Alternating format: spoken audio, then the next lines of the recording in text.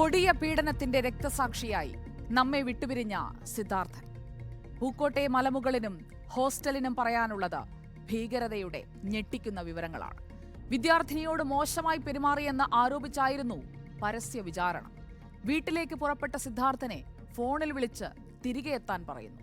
ഹോസ്റ്റലിലെ അലിഖിത നിയമമനുസരിച്ച് കാര്യങ്ങൾ ഒത്തുതീർപ്പാക്കാം എന്നൊരു വാഗ്ദാനവും. SFIയുടെ സമാന്തര കോടതിയിൽ സിദ്ധാർത്ഥന് സംഭവിച്ചതോർക്കുമ്പോൾ കണ്ണീർ പൊഴിക്കാത്തവരുണ്ടാകില്ല. ബെൽറ്റും കേബിൾ വയറും ഉപയോഗിച്ച് ആ യുവാവിനെ തല്ലിച്ചതച്ചു. ഫെബ്രുവരി 16 തുടങ്ങിയ കൊടിയ മർദ്ദനം നീണ്ടത് പുലർച്ചെ 2 മണിവരെയാണ്. അടിവസ്ത്രം മാത്രം ധരിപ്പിച്ച് കോറിഡോറിലൂടെ നടത്തിച്ചു, നടുത്തളത്തിലെത്തിച്ചു. ചിന്തിക്കാൻ കഴിയുമോ നിങ്ങൾക്ക്? അത്രമേൽ ക്രൂരമായിരുന്നു സിദ്ധാർത്ഥന് അന്ന് സംഭവിച്ചത്. വിശദമായ റിപ്പോർട്ടിലൂടെ നമുക്കറിയാം അന്ന് അവിടെ നടന്നത് എന്താണ്, അതിനുശേഷം സംഭവിച്ചത് എന്താണ് എന്ന്.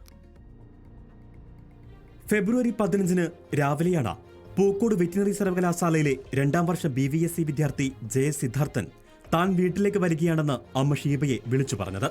വൈകിട്ട് 6:30 ട്രെയിനിൽ കയറിയെന്നും അറിയിച്ചു. എന്നാൽ 16 പുലർച്ചെ 4 മണിക്ക് എറണാകുളത്തിറങ്ങി പൂക്കോട്ടേക്ക് മടങ്ങുകയാണെന്നറിഞ്ഞപ്പോൾ ആ അമ്മയുടെ ഹൃദയം ഒന്ന് പിടഞ്ഞതാണ്.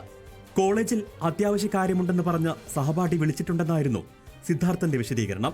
18 ഉച്ചയ്ക്ക് 1:30 ഹോസ്റ്റലിലെ ശുചിമുറിയിൽ ജീവനൊടുക്കിയ നിലയിൽ സിദ്ധാർത്ഥനെ കണ്ടെത്തിയെന്നാണ് പിന്നെ പുറംലോകം അറിയുന്നത്.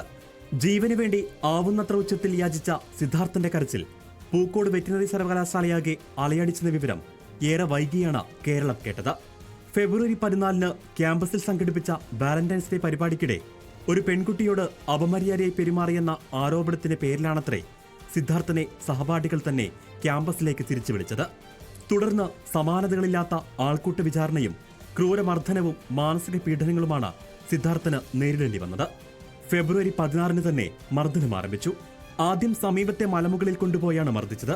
തുടർന്ന് വാട്ടർ ടാങ്കിന് സമീപത്ത് വെച്ചും ഹോസ്റ്റലിലെ 21ാം നമ്പർ മുറിയിൽ വെച്ചും മർദ്ദനമേൽക്കേണ്ടി വന്നു.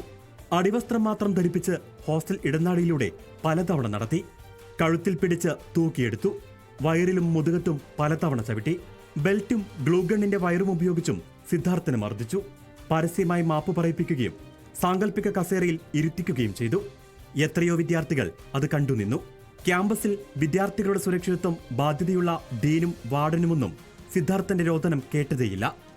സിദ്ധാർത്ഥൻ മരിച്ചു. അപരന്റെ ശബ്ദം സംഗീതം പോലെ കേട്ടാസ്വദിക്കുന്ന ഒരു സംഘടനയുടെ തണലിലാണത്രേ ഈ ക്രൂരതയത്രയും സിദ്ധാർത്ഥൻ ഏറ്റുവാങ്ങിയത്. ഞങ്ങളുടെ പൊന്നുമോനെ അവരെല്ലാം ചേർന്ന് അടിച്ചുകൊന്ന് കെട്ടിത്തൂക്കിയതാണെന്ന് പറഞ്ഞു കരയുന്ന ഒരമ്മയുടെ സങ്കടക്കടലിന് മുന്നിൽ കേരളം ഇപ്പോഴും തല കുനിച്ചു തന്നെ നിൽപ്പാണ്. News desk reporter.